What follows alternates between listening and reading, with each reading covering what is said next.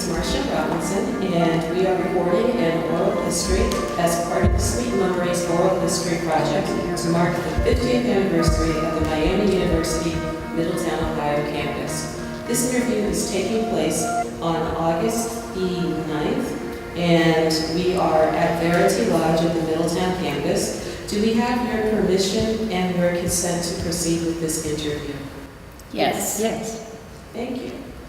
So tonight we're talking about student workers and student life and student organizations. So I'll start with our moderators, and please go right ahead. One of the student organizations I was involved with, I think it was an organization, was Mums Tots. And I was one of the original staff volunteers at Mums Tots. We were all students that were in the education program. And so I coordinated hours that other students were volunteering. Did anybody else? I volunteered at Mums Tots. I started as a elementary education major at Miami, and for Christmas they had us volunteer at Mums Tots. And when we got back from Christmas break, I changed my major to upper education because I decided no. I'm glad we got to have it, and I learned freshman year that elementary education was not my thing, and I loved coming down to play with the kids, but man, you guys were like superheroes down there. What did Mums Tots mean for students? When Mums Tots first started, it was a way that students could bring their children to be watched during classes. It was all a volunteer program, and students that brought their children, rather than paying, they were allowed to work there as well. So it was kind of like the barter system, but it was the first step toward helping students, we're a non-traditional students, have a way to take classes and not worry about their children. It was a great start to a wonderful program that we have now. When was this? What year? This would have been in 1979, 1980. As assistant in the Student Affairs and Athletic Office, all of the student organizations ran through our office.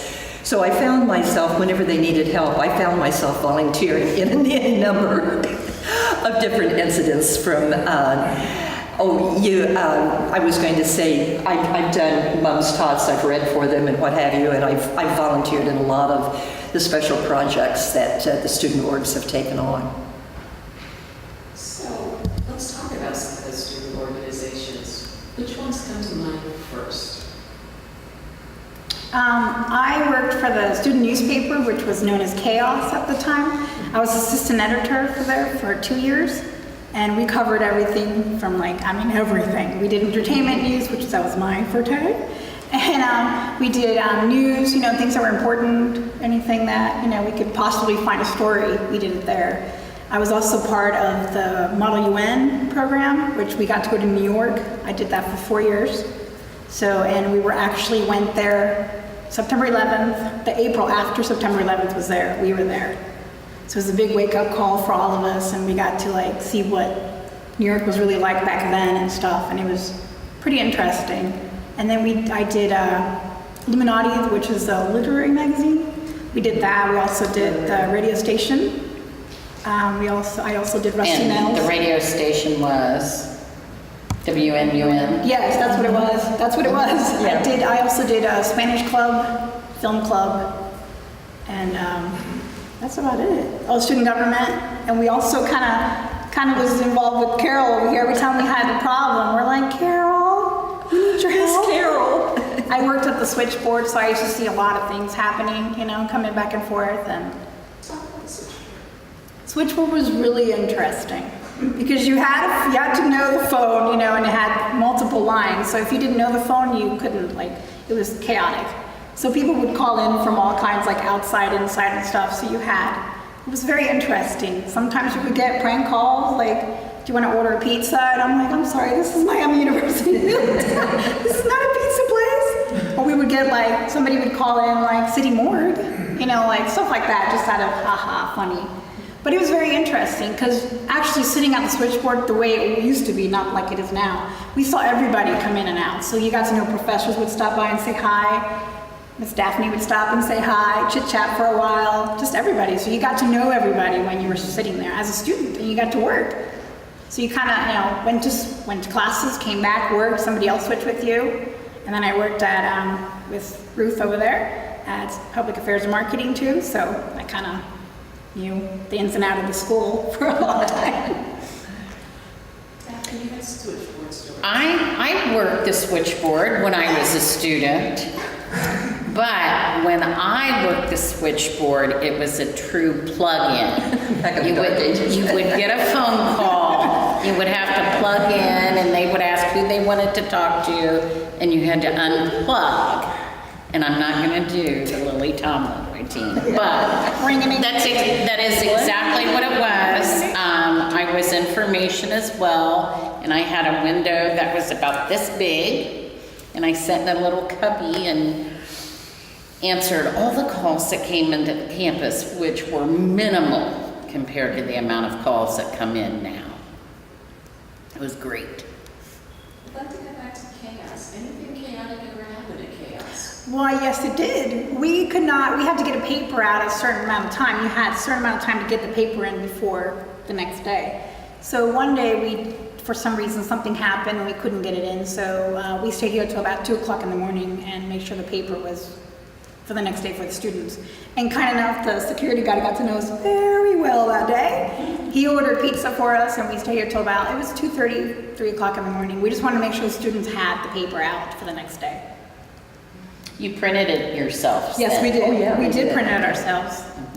But we're not that sophisticated like now. It's just, click a button. This was like, you have to crank it. And we actually sometimes run out of stuff, so we had to go to Oxford to do it, and Oxford was closed. So we had to come back over here, save it all, and then print it out when we got here. So sometimes we were here till 4 in the morning, sometimes even earlier than that, just to get the paper out. You can tell the paper goes back to the 60s. Chaos. Yeah. K-A. Yes, it was very much C-O-S, Yes. I'd like to talk about more student trips. Do we have any stories about student trips? I actually went to Miami University. Before I started going here, my mom went here. So I was a freshman when my mom was a senior, and she worked for student activities. So even when I was a high school student, I went along on all the student activities trips. When we had our fall break, which was like a 3 or 4 day weekend, we went to Nashville one year, and there were activities planned the whole time you were there, going to different museums and things like that. They went to Michigan, and a day trip over to Canada one year. They went to Washington, D.C., so it was like every weekend there was a trip, and then over spring break they would have a trip. My favorite one, though, was a partnership with the Oxford Architecture Department and Middletown art students. We went to London, England over spring break for 2 years, and it was absolutely amazing because some of the professors from Miami Middletown went along with us. And I was telling the group earlier, we got to meet at the airport, just happened to be there when 2 wrestlers were there from like the WWF. And they gave us all free tickets, and we were kind of ignoring it because we were in England and there was so much stuff to see, but Mel Cohen definitely went to that wrestling match. Mel Cohen was he history? Political science professor. I didn't have him, but I knew who he was. And like, he was the awesome. advisor for the Model UN. Yes. Yeah, and he came back from the hotel, and it was like wrestling match was over late at night, and we were all coming back from our tourist things, and there he was with his wrestling finger running around. Like, it was awesome. I've never been to a wrestling match before, and it was hilarious to see someone that we saw every day and very structured, very professor activity to be running around and super excited about a wrestling match. It was the Hardy Boys. That's who we went to go see that we met. We also met Blink-182 in the airport and happened to be on the airplane with them, which was insane, but we all got to meet them and get autographs and stuff. But it was awesome just to go to this country that, and when I told my teachers I'm going to London, they were like, London, Ohio? And I got to say, no, England. I'm like, God, because I was in high school and I had to get special permission to go on this trip. And it was awesome. Like, there were always activities and weekend trips and summer trips, Christmas trips. There was always something going on, and it was so much fun to go get to know your professors better and just the other students. What did it mean to students in this area to be able to go on those trips? In this area, it was a big deal because there are a lot of students who go here on scholarships or on grants and don't have access to unlimited funds. We aren't like some of the other campus students where they can just go to spring break and spend tons of money. So part of the trips were that we got group rates, we got really good deals. We took the vans, the Miami vans, to go down there so we didn't have to pay transportation. And for a weekend trip in the hotel and everything, it might have been maybe $150, $200 per student. And that was an opportunity that a lot of students wouldn't have been able to have back then. Like, I remember the trip to England, we got partially paid for, and you could also get grants to pay for it since it was an art trip.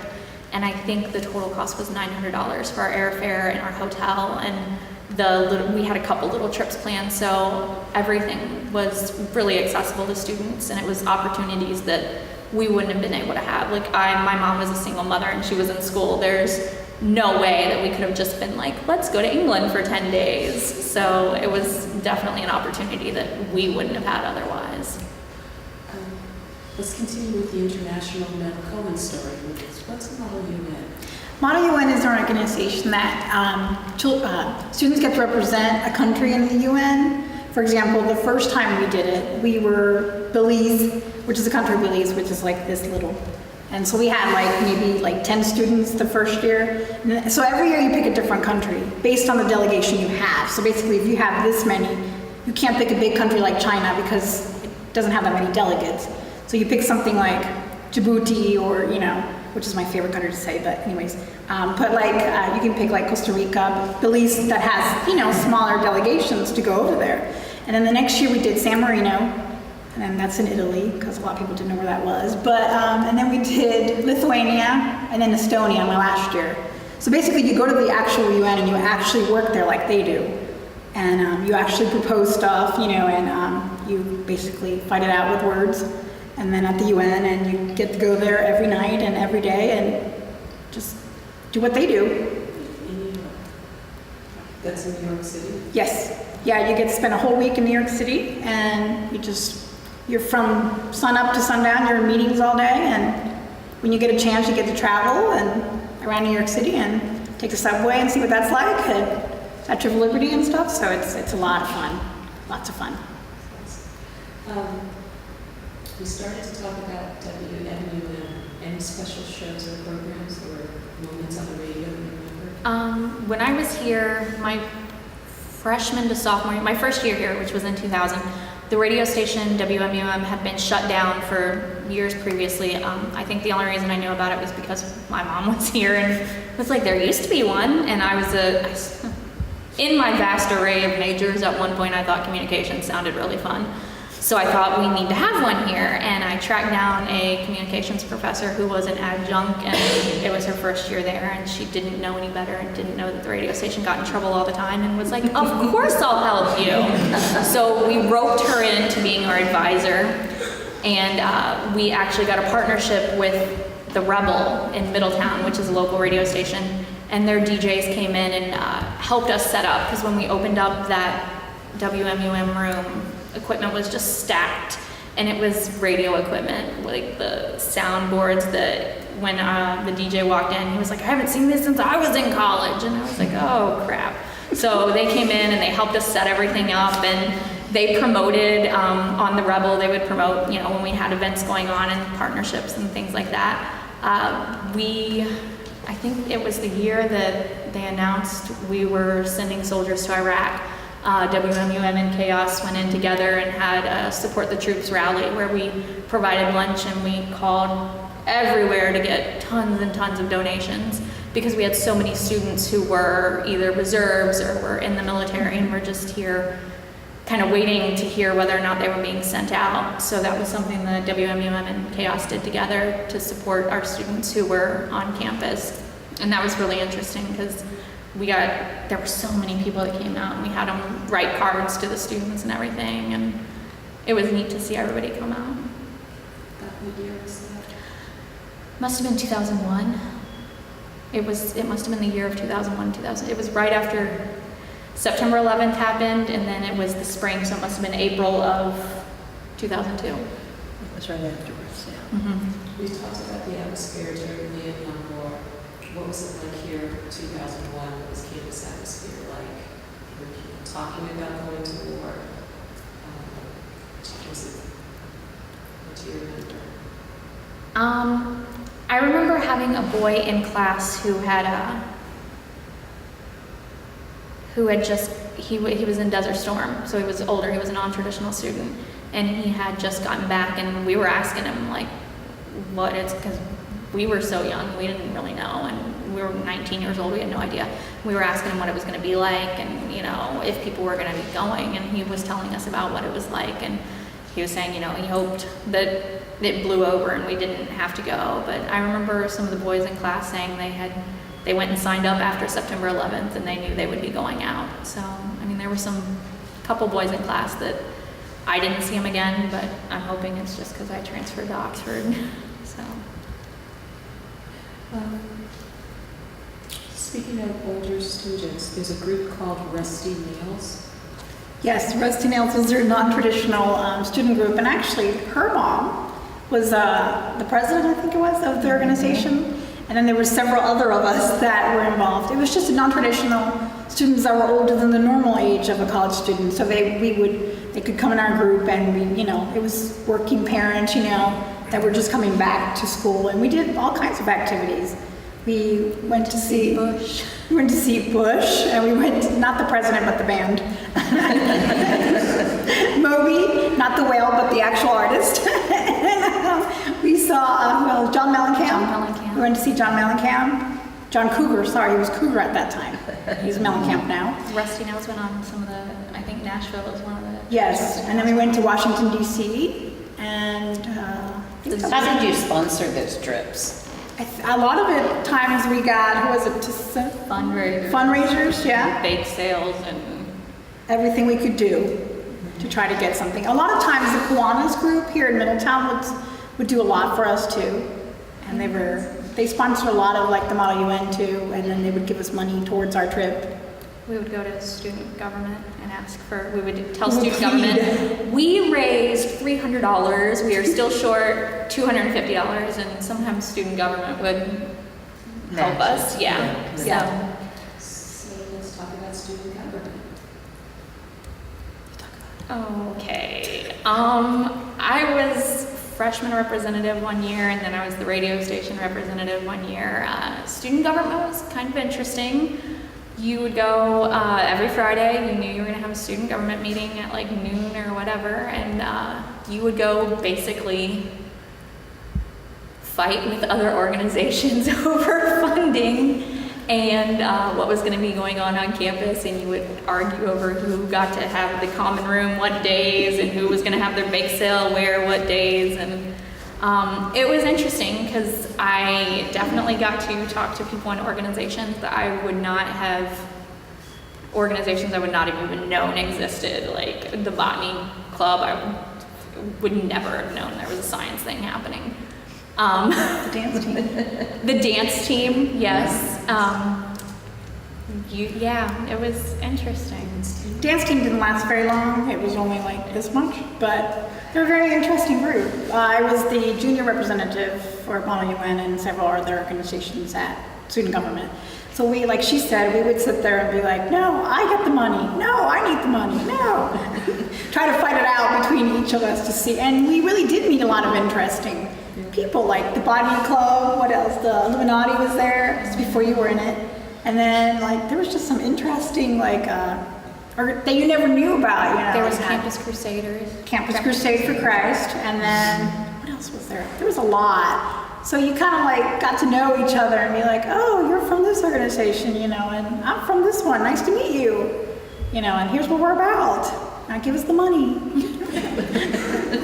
It was interesting, like, we did learn how to make a proposal. I went into education, so I learned how to do a budget and how to appeal to my audience. So I knew I couldn't just go to student government and be like, the radio station needs this money because we want to buy new CDs.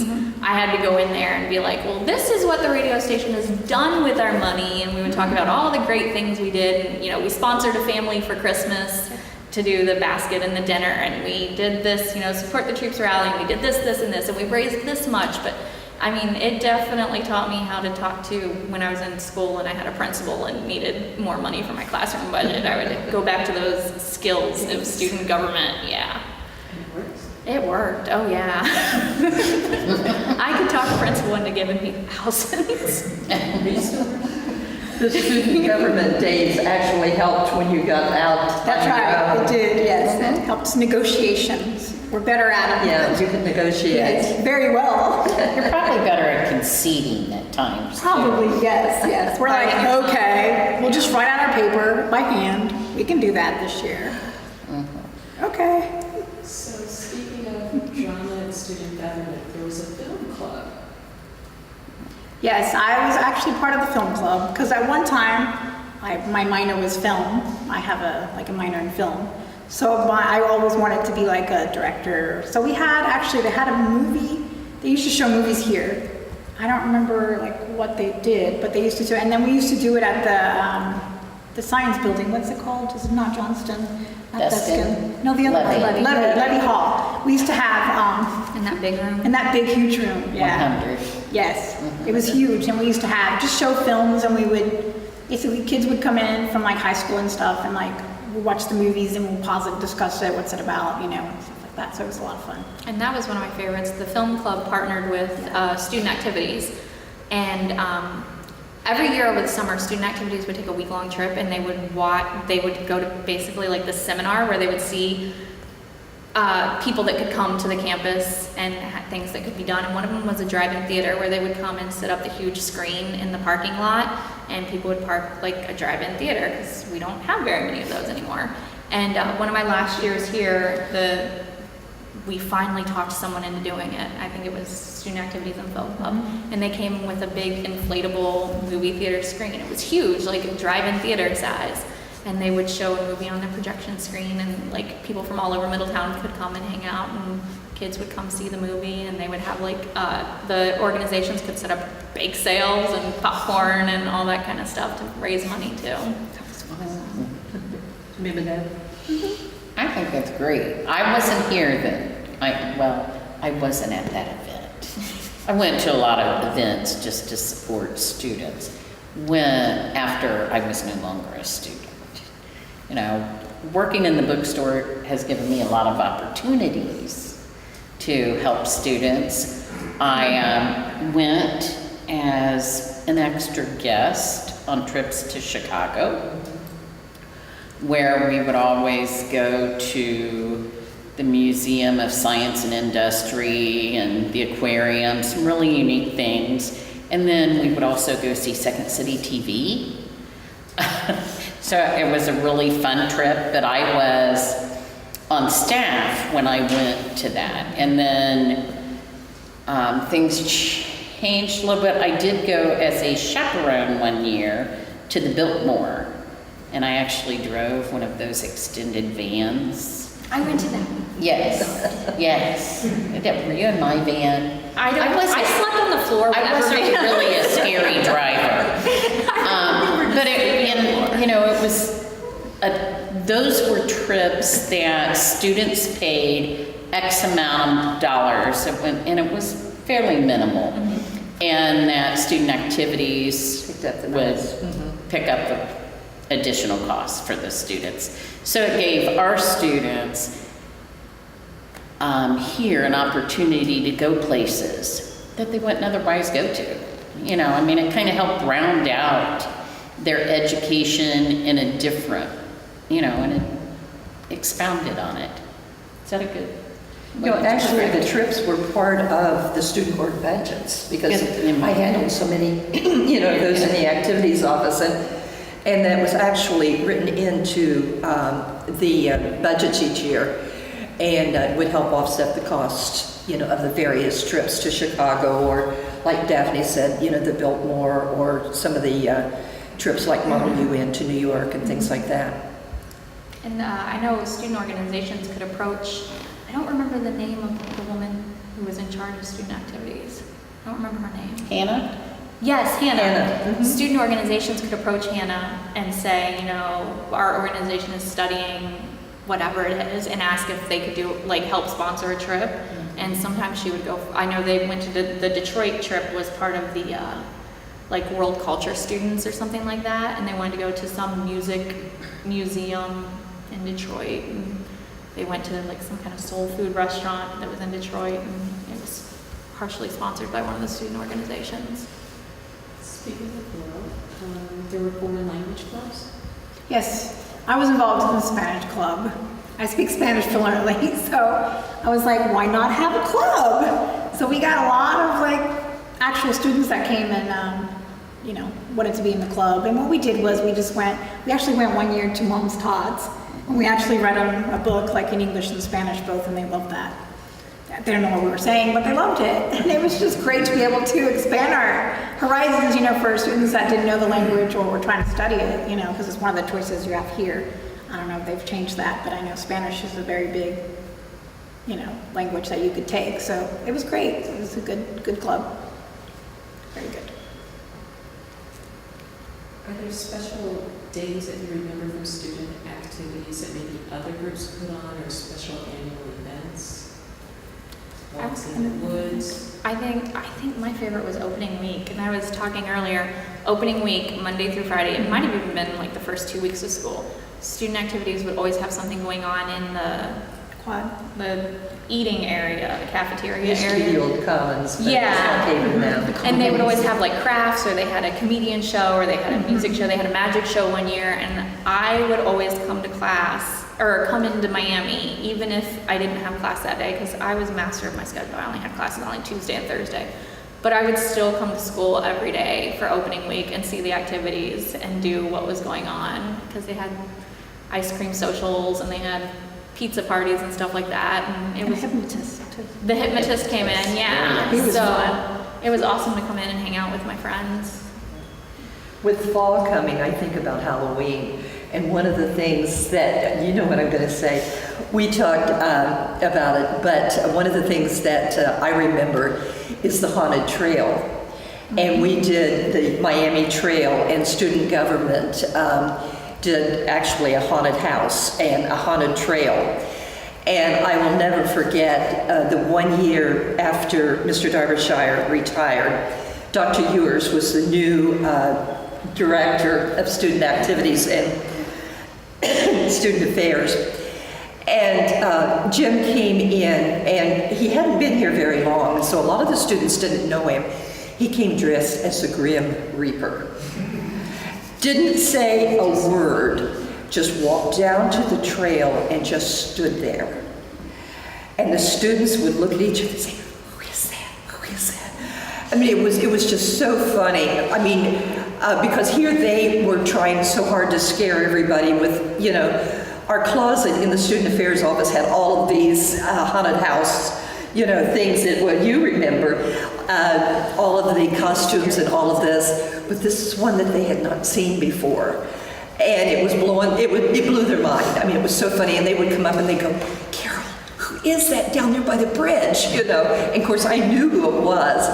And then he came up then, and introduced himself. And it was just a really fun time. But we took the parking lot, and they did hot cider, and you remember, popcorn balls. Did you And do bobbing for apples? Did we do that? Students and the children in the community. Yeah. Right, they came in, and then we went through the haunted house. And that was one of the fall fundraisers that student government did every year, and it was so much fun. You mentioned that you come in on your days to work. Let's talk about work life here as a student. I worked for student activities, but I kind of worked in the cafeteria, helping clean up people who had left their stuff sitting there. And I loved it because I got to hang out with my friends, and then occasionally I would have to go throw stuff away or clean up something. But Just occasionally. occasionally, and then I would look at people like leaving stuff sitting around. But I loved it because I got to hang out with my friends. Sometimes I would drag my professors in there if I needed extra help. I'd be like, oh, I'm working, so you have to come to the cafeteria and help me. And my professors would usually come in and sit down with us and go over whatever it was. But I mean, I liked it. I got to know all the adults on campus, and I got to know when everything was going on. So when they posted lists for signups for trips or something like that, I was right there doing it. I think we both were. Probably. I think we did a lot together. Yes. Yes. I actually met her through her mom because we were involved in a lot of groups. And if you think she's talkative now, she never was before. But it was good that we're friends now because we joined a lot of organizations. And I also worked on campus. I worked at the switchboard. I worked at admissions. I worked at student financial aid, public affairs and marketing, and downstairs in the mailroom. So I got to know a lot of people everywhere. So, and if they needed occasional, me to switch to work somewhere else, I would do it. We just got to know people that worked everywhere, like at the bookstore, we got to know Daphne very well. And we got to know a lot of professors very well, because they would come and, they needed our help to get whatever. So we kind of knew them, and we got to kind of build a relationship with them, not only as professors, but other people that worked there too. It's funny, when I was a student in the early 80s, or 70s, I worked in the mailroom for 2.5 years, and I would work full-time sometimes during the summer, and it was my job on campus that I valued probably the most, because the woman that ran the mailroom, Miss Ola Mae Pearson, was my second mother. She was the first person that found out when I was going to have a child, and just you make these connections. Cynthia Yang, who is one of the original faculty, I tutored and worked with her. And when I worked the switchboard, of course, we say the switchboard because that's literally is what it was. And today it's the information desk, and, it's transformed.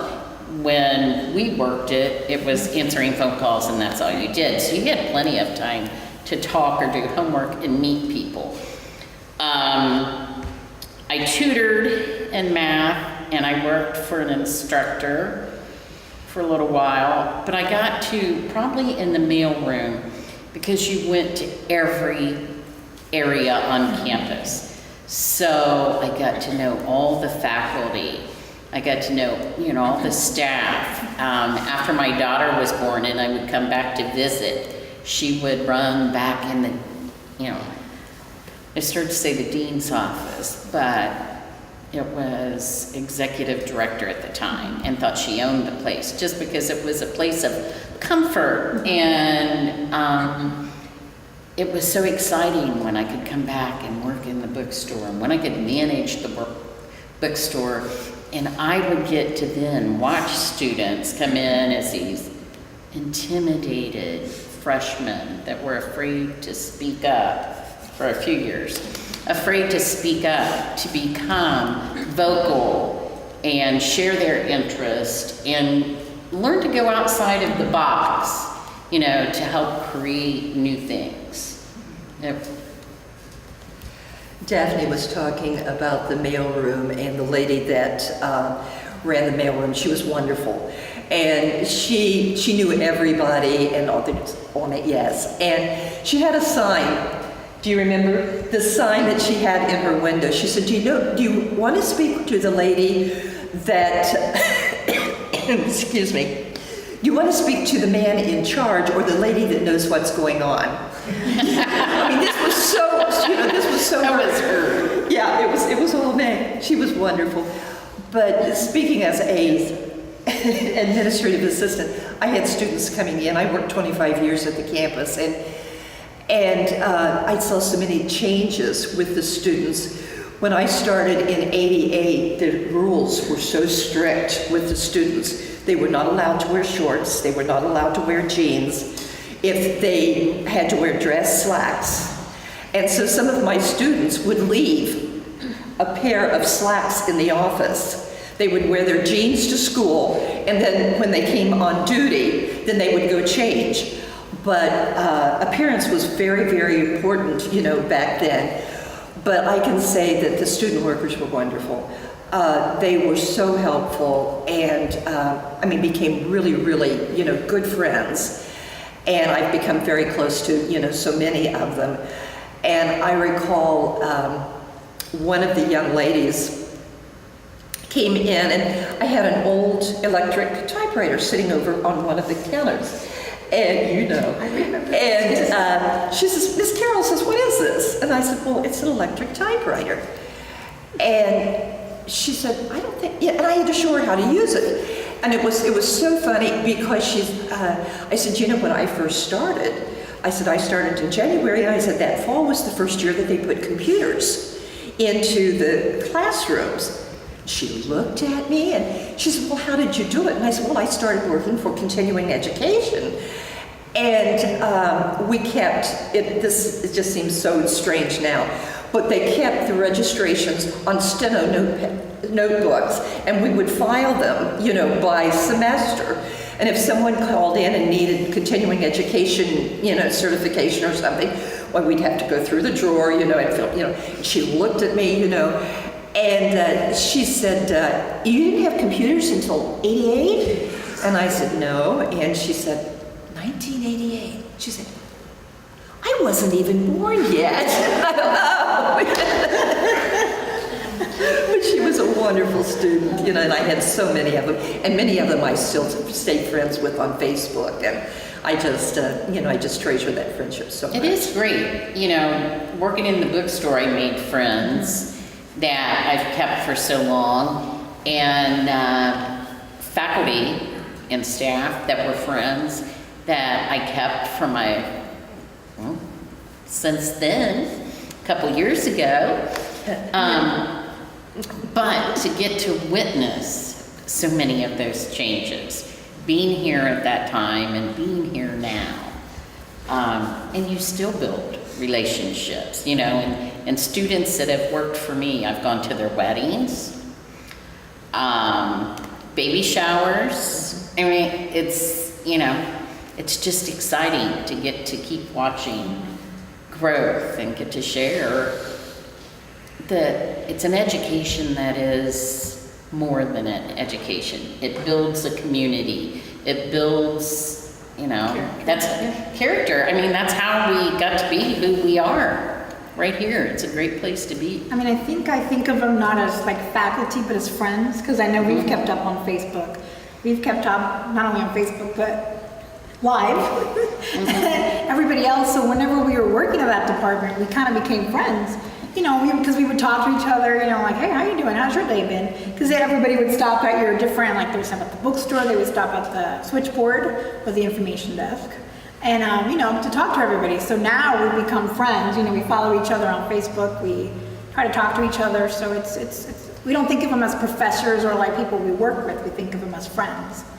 You know, I have heard the expression so often, we have become friends, but I have had the expression so often, my Miami family. Yes. Because we do become a very close-knit, you know, group, and, you know, it's just like sharing information, you know. You rejoice when something good happens in someone's life, you know, I mean, your heart goes out to them if there is a sorrow or a loss or sickness or something like that. And it is, it's like an extended family. Yeah, I remember, like, I was just thinking, when I think I've been a fixture on this campus since I was like 7 years old. Continuing education used to do Science is Fun, like a science workshop for kids. And my mom sent me every single week. I loved science back in the day, so I was all about coming and dissecting that cow eyeball and all that stuff. And so every summer I went here, and then when I got older, she sent me to art camps here and computer camps. And then when I was in junior high, my mom started going back to school when she thought I was old enough that I could handle it. And clearly I could not handle it because she brought me to classes with her, and I would hang out in the computer lab and wherever I could find somewhere to do that was not getting in trouble and my mom was not gonna have to yell at me.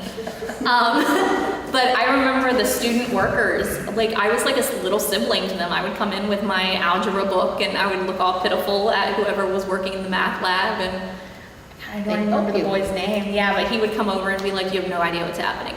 No. So he would come over and help me do everything, and so I was like, I grew up here, and then when I got to campus, it was like, thank God I already knew everybody, because I didn't talk at all. Like, first time I met Jessica, I stared at her for 3 days. This is a funny story if you really want to know.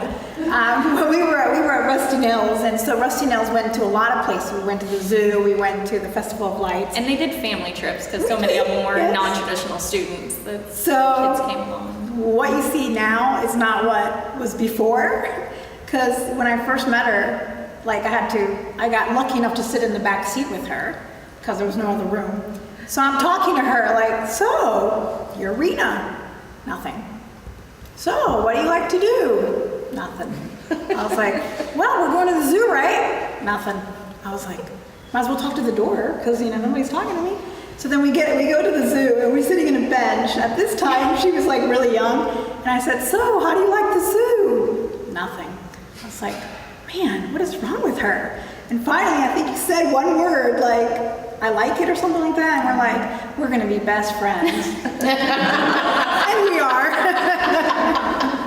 So we kind of got out of her shell once we basically took her in, because I'm like her older sister, because I'm older than her. So basically I just took her in, and then now I can't get her to be quiet. It was the whole campus. I remember one year I had to take a stupid ACT, the lovely ACT that I love so much, which was here on campus, and I forgot my calculator, which is a traumatic experience, especially when I was 15 years old and I forgot my calculator. That was the end of the world, because I was all about school and everything. So I was running to all the offices of people that were friends with my mom trying to find a calculator, and I ran into the bookstore and I was running wherever they sent me. I eventually found someone's little checkbook calculator and took my ACT with this little calculator that had plus, minus, and division on it.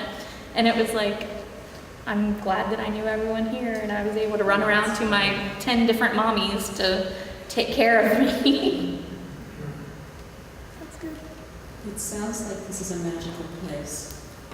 This is a magical place because, complete the sentence. I have had faculty members here,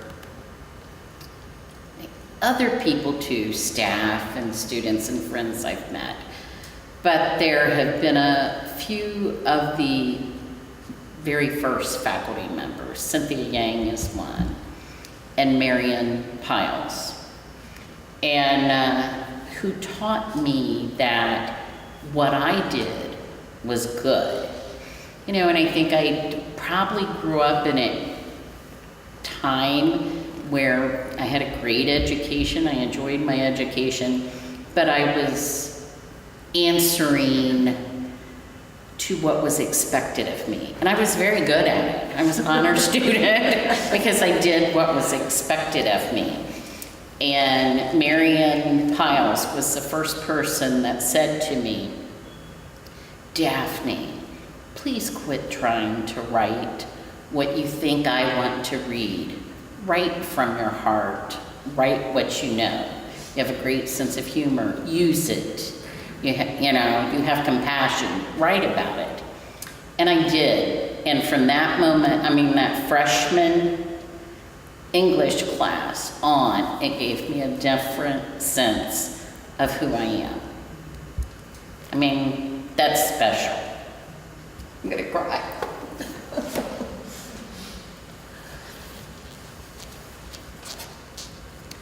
I think Miami was definitely kind of a sanctuary, no matter what was going on at home or no matter what was going on anywhere else. I could come here and everyone was very friendly, everyone took care of one another. I know I left high school where there was drama and girl crap and just all this stuff going on. And then when you went to Miami, everyone was there for their education. Everyone was there to get their stuff done, to make friends, and all that kind of extra stuff just rolled off. And it was great to, you know, have a crappy day at work or to have a crappy day dealing with family stuff or whatever, and to be able to come to a place where everyone got along and like everyone was just really friendly, and it was a place where I felt like I belonged. Like I could say my nerdy Shakespeare stuff, and there would be 3 other Shakespeare majors who totally understood what I was talking about. And just I fit in, only 3. So it was a place to fit in and get along with everyone.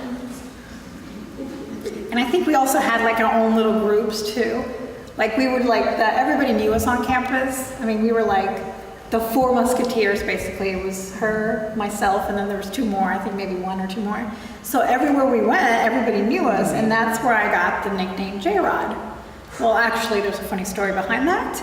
I was working in public affairs and marketing with Ruthie over there, and I worked for other people that were there. And one day, another girl comes in, and she's like, I want to apply for a job. And I was like, well, I'm applying too. Yay, what's your name? So she apparently had the same initials I did. And my friend at the time that was working there said, what would you like me to call you? Because we're going to have 2 girls with the same initials. And I said, you can call me anything you want. Don't call me J-Lo, but I'll take J-Rod. She goes, okay. J-Rod stuck. Long story with J-Lo, but that's for another story. That's for a therapy later. But yeah, and there was another funny story that I don't think you were here, maybe not yet, or I didn't know you, but I do know you now. But when we were working at the radio station, one day we opened it up. There was this big like locker back there. I don't think you were there yet. And we had just like cleaning up and stuff like that. And we had opened this cabinet nobody ever opened, and it was stacked up with like records from like.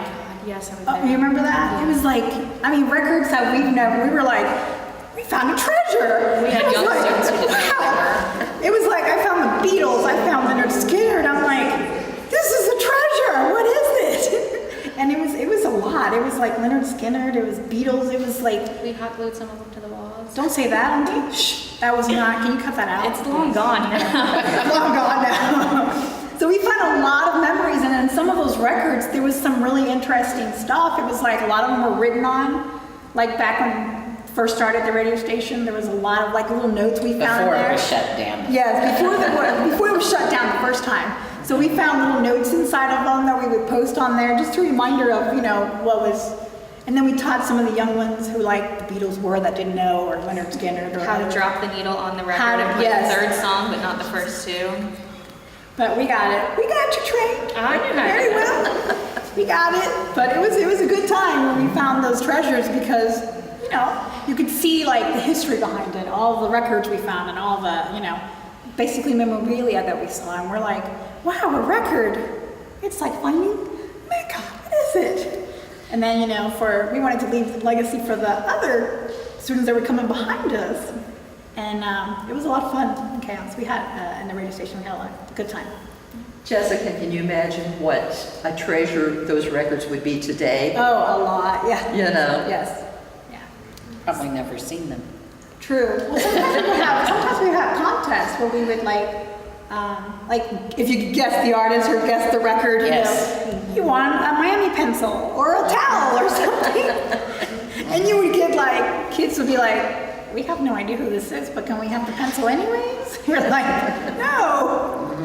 Guess the song. It was a good time, it really was, because it brought a lot of students, in, and they would come in and request songs and stuff, and we're like, dear God, please do not request that song again for the 4th time, but it was a good time. Had a good time. Yeah, it was great. Short of not having dormitories, how would you qualify your Miami student life experience? I loved Miami Middletown. I think when I had to go to Oxford, they were basically dragging me there as I was like holding on to the wall, refusing to go. So, I liked it here. I loved the friends and the family, and that I could go home at the end of the day. Like, I could not imagine having to live in a dorm with another 18-year-old girl. it was just a different environment. Like she said, we could just go home, or we could call each other, go to each other's houses really, quick if we needed to. Versus like when I went to Oxford, there's a whole new world over there. It was just like, what is this? I want to go to my little Middletown home because I miss it. It was just a very awakening. Like you didn't have, it wasn't small like this, campus or the Hamilton campus. So you got to know your professors here very well. Over there was a lot of classes, a lot of professors you didn't know, So here we missed it, but after a couple of throwing fits and crying, I think we made it through. So we're good. I think what you have to remember, within enjoying being a student, I had a student employee one time that was also a political science major and had been to Model UN several times and went on to another university and was getting her master's PhD program for political science and was a TA, a teacher's assistant. And her students were complaining, or the students in the class were complaining about how hard it was. And she made the statement, "Oh, really? If you want to know hard, let me take you to Miami Middletown and you can experience Mel Cohen."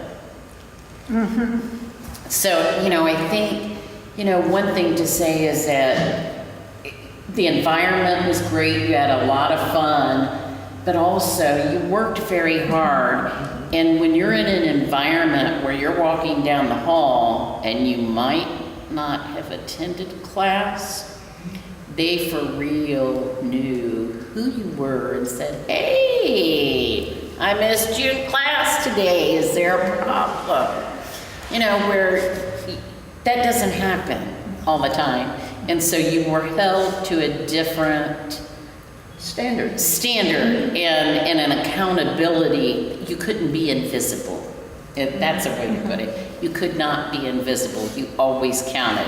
Good or bad, you counted. The class size is small, and you got to know, the professor one-on-one. You weren't a number.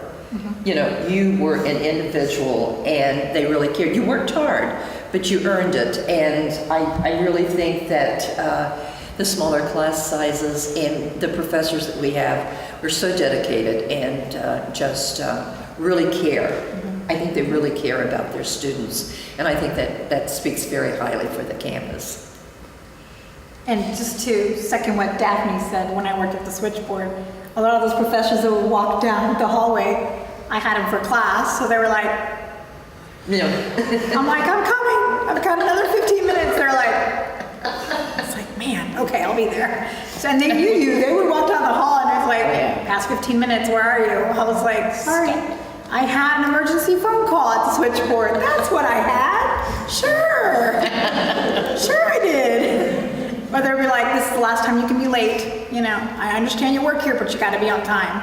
Sometimes you couldn't find anybody to, like, if you had switchboard, we divided up amongst like 7 or 8 students, so they would switch back and forth. Like if I went to class, then she would be next to go on the switchboard. So you had to make sure you had coverage for the next day. If you didn't, you had to stay there until somebody came.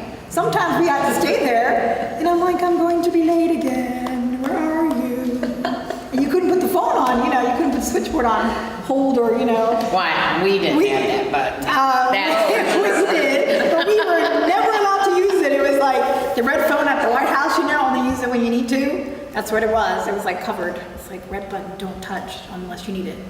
But yeah, sometimes, they knew us. They knew where we were at all times. Being the 4 Musketeers, everyone knew us, and we had to be in class because otherwise, everywhere you went, somebody would say, "Oh, I saw her. I just saw her 5 minutes ago. She was in the bookstore. She was here. She was there." And you're like, can't go anywhere.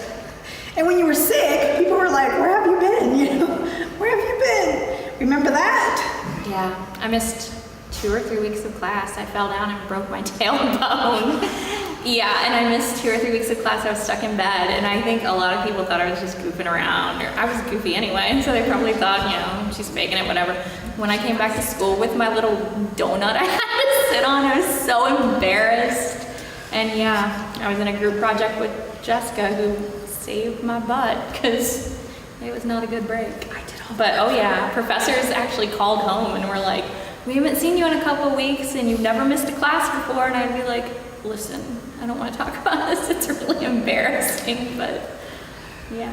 There was another really fun, I don't know if you were with me, you might not have been. We went to no, it was the ones who were at the Scottish Festival, I think it was, they had here, at the Greek Festival, or what's that, not the Greek Festival, but some kind of festival they hold downtown Middletown.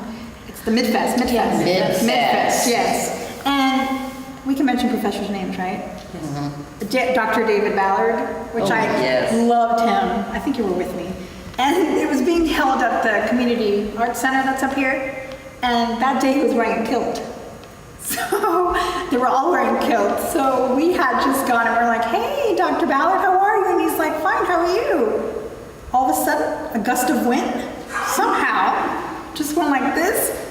And we were like, I think we were just blinded by something. It was just the funniest thing ever. We were just like, I think I blocked it out. You did block it out. We had to pick her up from the floor. We were like, get up.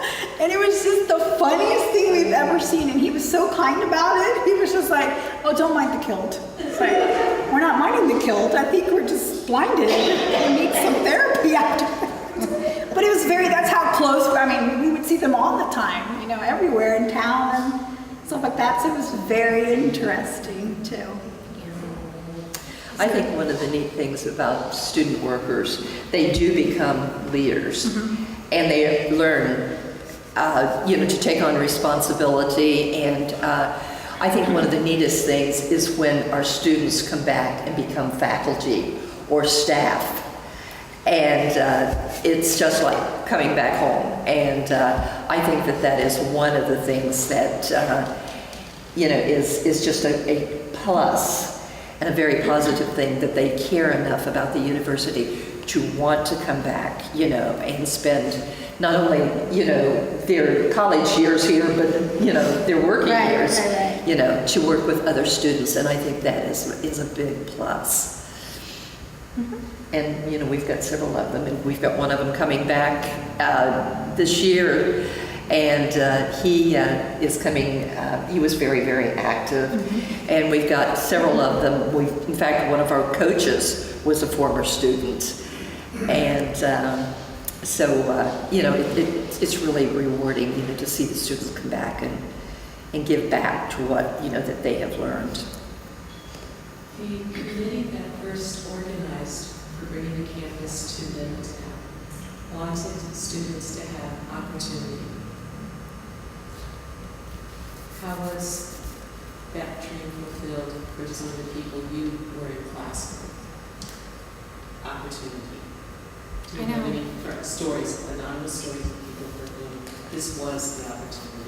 I was in class with several non-traditional students, and I know the night classes or MUMs tots and things like that made it able for them to go back to school. And even my mom was a single mom. My dad died when I was 4, so I grew up on her income, which was not a lot. And I know she wanted to go to school for years before she actually did. I remember her coming up here filling out paperwork and filling out the FAFSA and all that kind of stuff several years before she actually did, just to get the grants and the financial aid to help cover it. So, if it wasn't for this campus being here, my mom probably would not have gone to college. And honestly, she probably wouldn't have pushed me so hard to go if she hadn't gone. I think another story that I remember, one of my friends, still friends with, and I work with her still to this day. She was a mom of 3, and when she started here, her daughter was 2, her older son, one of them was 2, 5, and the other one's like 8, and now they're 15, 18, and I think 21. And I remember them, she would come in and sign like the financial aid, and I remember her kids would run from like the student financial aid to my little desk, and I couldn't see them because they were so little. They're like, excuse me, and she had little pigtails, and she would come up, and her kids would be there while she took them to Mom's Tots. But if it wasn't for them, she wasn't able. And they were very welcoming about the children. They loved kids. And we would give them whatever we had inside the door. Want a paper clip or something? I don't have anything to give you. A pencil, something, But and now to see them, mean, one's like got a full scholarship to art school. The other one is gonna get married, and the other one is she's probably gonna get a scholarship for basketball. It's just amazing. And, for her, and her always goal was to come to school because out of her family, she was the only one that was working and going to school, and moving from Mexico over here. She never had that opportunity, but now she did. And I just remember, and I see her kids every day, and I just amazed how, wow, can't believe how big you are. I remember your piggy tails are running around the campus. And she would bring them to class, and I would see a little girl run out the door, and I'm like, she's running away, you better go get her. So the professor would stop, go get her, and bring her back. And she would just pick her up in the middle of class and have her draw on the board and stuff. It was great. It was just a really good campus for them to do that. They don't have to do that, but they feel that this is my job. I'm not only an educator, but I need to educate, Why is this a distraction? It shouldn't be a distraction. It's like a child. And some of them, she would bring them to most of all the classes when she couldn't get it. And we would watch them. Like if I didn't have a class, I would take them up to my friend that worked up at the switchboard, and we would watch them while she was in class. And we would just keep playing with the paper clips. It's fine. we would take them on a tour, just to entertain them. And you can't do that anywhere else, I don't think. So this was a great campus. It was a really good experience. It's great to get see so many first generation college graduates. Mm-hmm. First generation students that, I'd like to say the community kind of helped get here too, but so many opportunities here that students wouldn't have had elsewhere. That's true. If you could pay to go to college, you couldn't have paid to live away. So it was the perfect, and still is, the perfect and the best. Mm-hmm.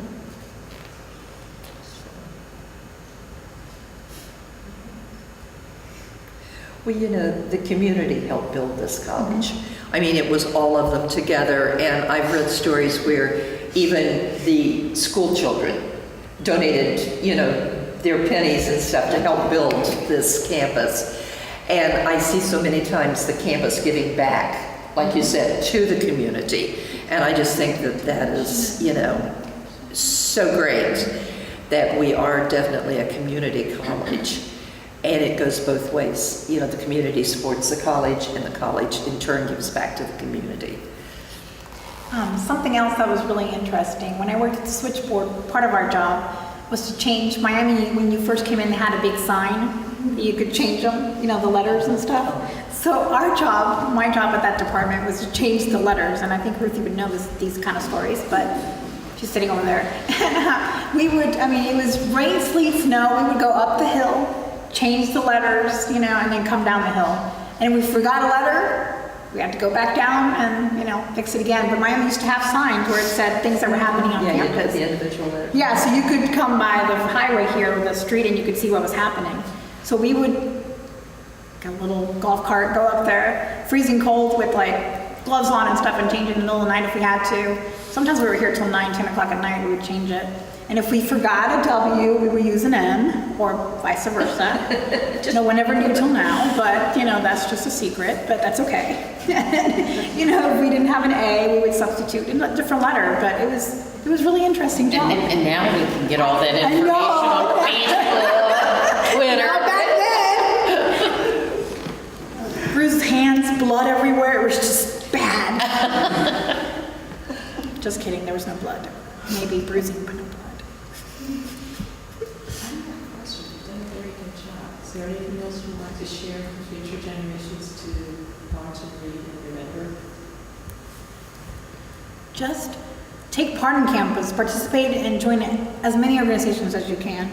Try to be part of the campus, because nothing like being future leaders of America, Or so don't be afraid to talk to your professors, become friends with them, Just work everywhere you can on campus. That way you can get to know everybody, and we've been friends for a long time, so you become lifelong friends, and that's just a good thing, So Miami's a great campus.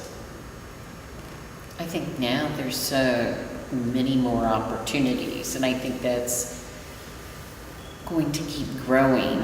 The fact that you can get all of your education right here. You can get how many bachelor's degrees, you can get masters. It's just gonna keep getting better.